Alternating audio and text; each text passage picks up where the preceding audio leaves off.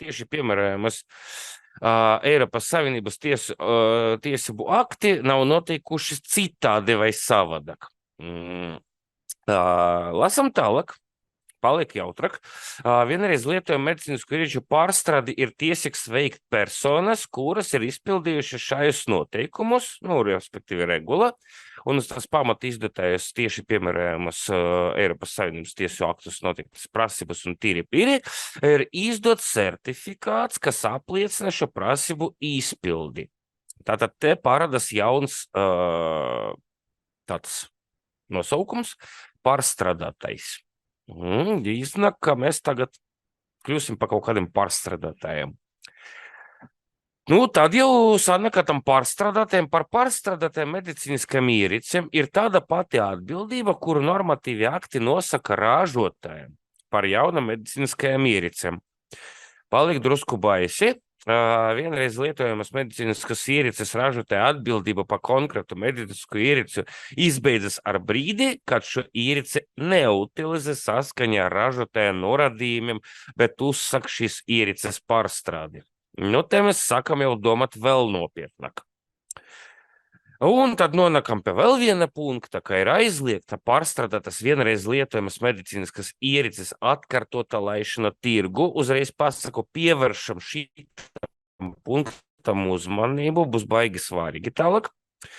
Lasam to, ka pārstrādātu vienreiz lietojamu medicīnisku ierīci atkārtot drīkst izmantot tikai tā paša ārstniecības iestāde, neatkarīgi no tā, vai vienreiz lietojamu medicīnisku ierīci pārstrādā tā paša ārstniecības iestāde, vai to dara cita persona ārstniecības iestādes uzdevuma, respektīvi kaut kāda treša persona. Un tas attiecas uz gadījumu, kas tiek izmantotas regulas, aprakstītas iepriekš 17. punkta, 3. punkta noteiktas tiesības. Sākot ar šo momentu, mums jābūt nenormālai vēlmei, tomēr ieskatīties pašā regula un palasīt, ko tad tā vispār nosaka un no kurienes visas šīs ar pirmo tādu piegājienu, tā uz sitiena lasot, no kā iziet tas visas briesmu lietas, tas saucamas, ja? Ieskatāmies medicīnas ierīču regula, atrodam 17. pantu, sākam lasīt. Vienreiz lietojamu ierīču pārstrāde un turpmāka izmantošana var notikt tikai tad, ja tas ir atļauts valsts tiesību aktos un tikai saskaņa ar šo pantu. Nokonstatējam, ka jā, tikko mēs bijām pie ministru kabineta noteikumiem. Ko tad darīt tagad? Lasam tālāk. Ikvienu fizisku vai juridisku personu, kas pārstrādā vienreiz lietojamu ierīci, lai to darītu, piemēram, turpmākai izmantošanai savienība, respektīvi Eiropas Savienība, kur tad cita, uzskata par pārstrādātas ierīces ražotāju, un tas uzņemas pienākumus, kuri ar šo regulu noteikti ražotājiem. Tostarp pienākumu saistība ar pārstrādātas ierīces izsekojumu saskaņā ar šīs regulas 3. nodaļu.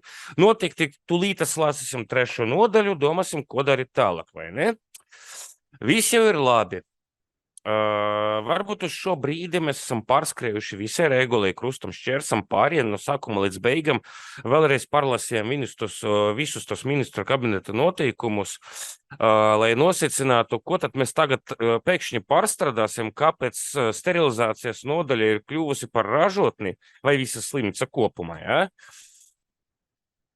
Un nosecinām, ka vienreiz lietojamu ierīču pārstrādēju turpmākai izmantošanai būtu jānotiek tikai tad, ja to atļauj valsts tiesību akti un ievērotāja regula paredzētus noteikumus.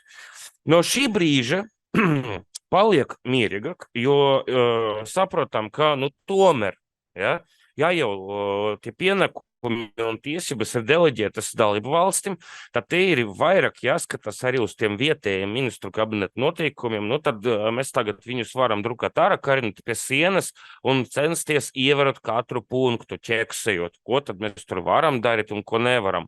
Un kāpēc mums tagad pēkšņi vienreiz lietojamas medicīniskas ierīces kaut kādā veidā jāpārstrādā. Vienreiz lietojamas ierīces pārstrādātais būtu jāuzskata par pārstrādātas ierīces ražotāju. Un tam būtu jāuzņemas pienākumi, kuri saskaņā ar šo regulu noteikti ražotājiem. Tātad uzreiz paturam prātā šīto te tekstu, jo vairs nav tā, ka mēs visu laiku pirms tam esam teikuši, ja, ka pie mums atnāk kaut kāda medicīniska ierīce, daudzreiz lietojama, mēs viņu vienkārši apstrādājam. Ja pie mums nonāks vienreiz lietojama ierīce, kurai ir jāveic kaut kādas darbības, izņemot izmešanu miskaste, tad mēs kļūstam par ražotājiem, un mēs nevis apstrādājam, nedod Dievs, ja, to ierīci, mēs viņu pārstrādājam. Tas ir ļoti svarīgi. Nekad vairs nerunājam par to, ka jebkuras darbības, izņemot utilizāciju ar vienreiz lietojumu ierīci, ir kaut kāda tur apstrāde, tā ir pārstrāde. Ja? Apstrādāt vienreiz lietojamas ierīces, tas jau ir kaut kāds savādāks process. Tātad pārstrādājot šādas ierīces, būtu jānodrošina attiecīgai sākotnēji vienreiz lietojama ierīcei līdzvērtīgs drošumu un veiktspējas līmenis. Tas ir dabiskais, kas izriet no jebkādas pārstrādes iedziena. Ja? Tātad sākam lasīt tālāk noteikumus obligāti, jo mēs gribam dabūt tomēr, kur tad tais noteikumus konkrēti, kas par to ir teikts. Atgriežamies pie ministru kabineta noteikumiem. Lasam, pārstrādātu vienreiz lietu medicīnisko ierīci lieto tikai vienam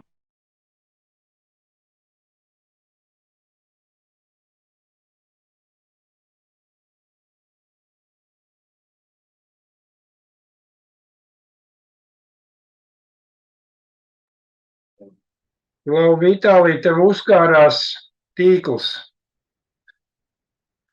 Kaut kur pazuda, varbūt, ka tev vajadzētu vēlreiz pārstartēt, ieiet iekšā pa jaunu, ne? Kā tu domā? Es pazinīšu tūlīt.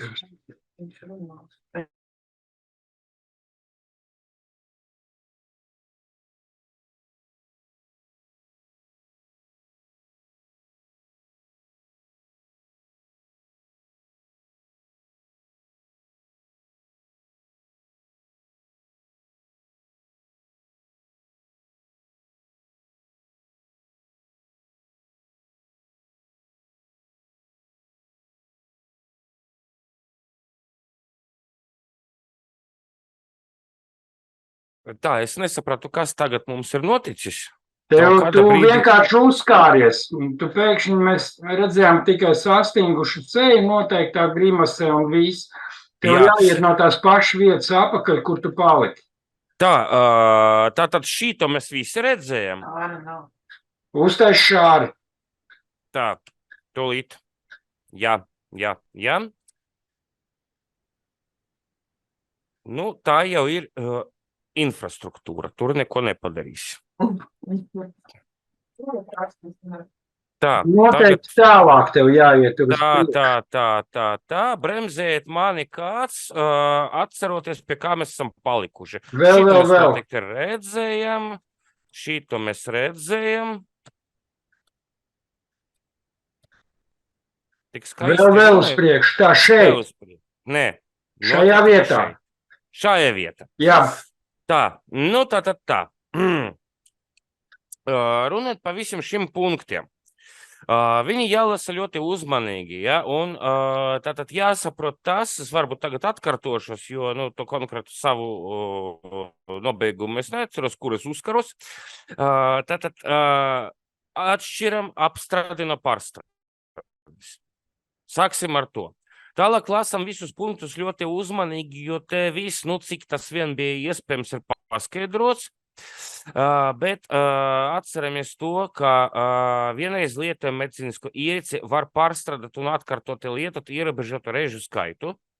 Pieļaujama pārstrādes reižu skaits nosaka pārstrādātais tehniskajā dokumentācijā, ņemot vērā spēkā esošus tiesību aktus, savas tehniskas spējas un tā tālāk un tam līdzīgi. Bet ārstniecības iestāde ir pienākums pirms attiecīga veselības aprūpes pakalpojumu sniegšanas arī rakstveida informēt, ja tas ir iespējams, kas jau ir tāda smuka atruna, Ja? Pacientu par pārstrādes vienreiz lietojamas medicīniskas ierīces lietošanu. Tātad vienreiz lietojamas medicīniskas ierīces pārstrādes procesu dokumentē tā, lai būtu iespējams izsekot ar ierīci veiktiem darbiem un šo darbu rezultātiem, kas ir, it kā pats par sevi saprotams.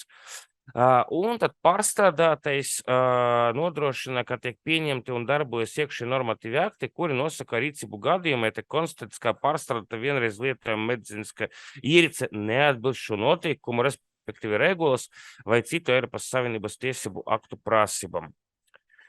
Nu, un labi, ka pārstrādātais medicīnisku ierīci izņem un aprites un utilizē, ja tas pārstrādes procesa nav iespējams nodrošināt kādu no funkcionalitātes, kvalitātes vai drošības prasībām. Lasot jau šitus visus noteikumus, mēs esam pantus, ja, mēs esam noteikti ļoti apjukuši. Mēs jau jūtamies kā ražotāji, bet joprojām nesaprotam, kā tas ir jādara. Tikai jāsaprotam, kam ir jāatbilst. Ja? Tātad te vēl ir tie nākošie punkti, bet mēs tos noteikti izlasīsim, patstāvīgi mēģināsim iebraukt. Es tagad paiešu drusku uz priekšu. Ne, uz priekšu nepaiešu, paturēšu pie šīta, ja? Man kaut kur tur kaut kas arī ir pazudis laika gaita. Tā, paskaidrošu šito te visu, ja? Tātad pārstrādātais, nevis apstrādātais, šajā ziņā ir ražotais, un ja pie mums nonāk vienreiz lietojama medicīniska ierīce, tad faktiski kas notiek? Mēs viņu pārstrādājot, tad vecajos vārdus apstrādājot, faktiski ražojam no jauna. Tas nozīmē, ka regulas un šo ministru kabinetu noteikumu ietvaros, jebkura darbība saistītā ar vienreiz lietojamu ierīci ir ražošanas process. Tātad mums ir ievērojot katru no šo noteikumu punktiem, ir jāsaprot, ka katra darbība ir ražošanas process. Tātad medicīnas iestādē jānodrošina mums viss dokumentu kopums, saskaņā ar kuru mēs esam certificēti vai autorizēti vai kaut kāda veida savādāk darbojamies ar atļauju pie katra posma, kāda veida mēs vienreiz lietojam medicīnisku ierīci apstrādājam. Tātad tur ietilpst visi posmi. Ja, vai nu tā ir kaut kāda ierīces tīrīšana, vai mazgašana, vai dezinfekcija, komplektēšana, sterilizēšana, neatkarīgi no metodas. Ja, no tā, kāda veida, kur mēs viņu noliekam, vai kāda veida mēs viņu pārpakojam, vai kā, mēs rīkojamies tā kā ražotais. Līdz ar to mums jābūt gan speciāli sagatavotam personālam, visu šī te posma ietvaros, mums ir jābūt dokumentācijai, veselības aprūpes iestādei, kuras ietvaros tas viss tiek veikts, ir jābūt ļoti pamatotam dokumentālam pierādījumam, tam, ka nodaļa ir ražotne. Šajos noteikumus, šo noteikumu un regulas izpratne, jā, tad mums jābūt visiem apstākļiem.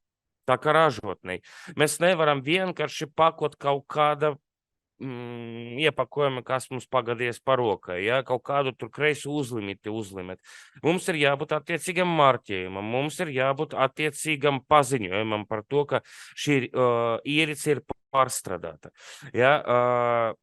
Tehnoloģiski, it kā vizuāli, varētu likties, ka nekas nav mainījies, ja? Ka mēs tāpat paņemam vienreiz lietojumu ierīci un apstrādājam viņu tā kā daudzreiz lietojumu, bet tā tas nenotiek. Tā tas nebūs, jo faktiski jebkura ierīce, kura šo noteikumu ietvaros ir izgājusi caur mūsu nodaļu, viņa pārtop par jaunu ierīci, kura tikai vizuāli ir līdzīga iepriekšēji, bet mums ir jāpārbauda kaut kāda mistiska veida gan tās funkcionalitāte, gan atbilstība standartam, gan arī spēja darboties tālāk, gan arī jāpārliecinās, ka viņu drīkst vispār izlaist cauri mūsu iekšā esošajiem procesiem, gan arī jānodokumentē tas viss, gan arī jānodrošina gala patērētājiem to, ka viņš viņu drīkstes, vares un prātis izmantot.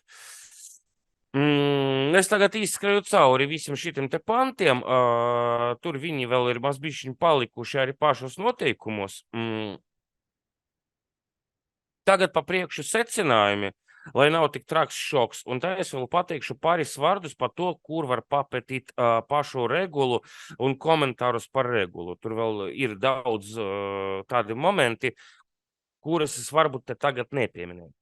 Tātad kopsavilkumam pa visu iepriekš pateikto ir tā, ka pārstrādājot vienreiz lietojam medicīnisko ierici, veselības aprūpes iestāžu medicīnas ierīču sagatavošanas struktūru darbinieki kļūst par medicīnas ierīču ražotāju. Tas ir ļoti svarīgs moments.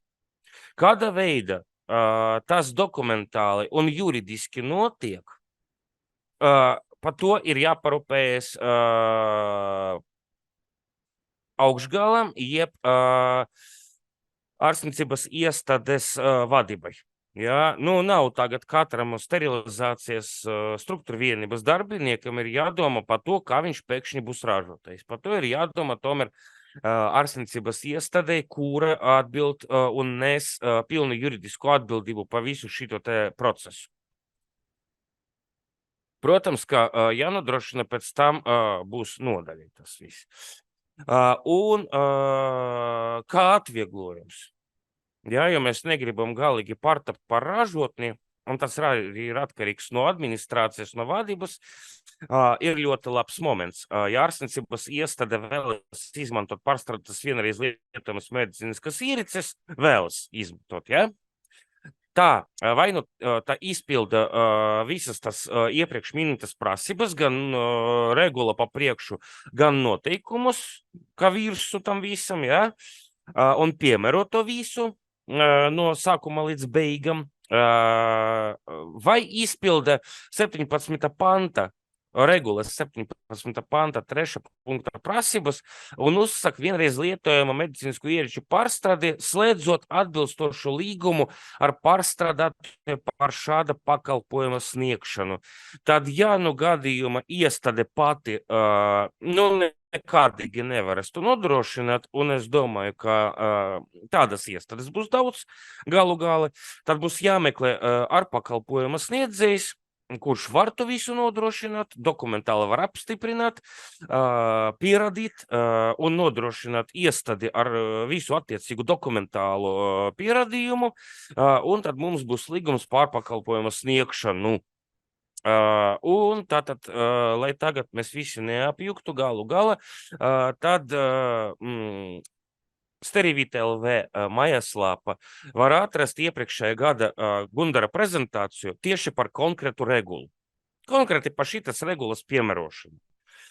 Prezentācija ļoti laba, es godīgi atzišos, ka es no viņas citīgi, cik vien varu paspēt, špikoju, lai atros tempos pastāstītu par šo ministru kabinetu noteiktumu piemērošanu, jo, tas jau ir fakts, viņi ir jāpiemēro, un nekur mēs no tā visa neliksimies. Tā kā, cik ātri vien varēju, tik ātri es visam tam izgāju cauri, protams, ka diezgan tāda ekspresa varianta, un varbūt daudz, kas palika neskaidrs, bet liels lūgums brīvajā laika pārlasīt pašus noteikumus minētus, pievērst uzmanību pašai regulai, un arī pakonsultēties ar iestādes vadību, ko viņi par šito visu domā. Konkrēti jūsu iestādes vadība, jo tagad tas grib vai negrib, būs viss jādara un nekur no tā liktes vairs nevarēs. Jautājums tikai, kāda veida konkrētā iestāde tas viss tiks realizēts. Cik vien varšu, tik vien es atbildēšu uz jautājumiem, kuri noteikti tagad rādīsies. Paldies par uzmanību!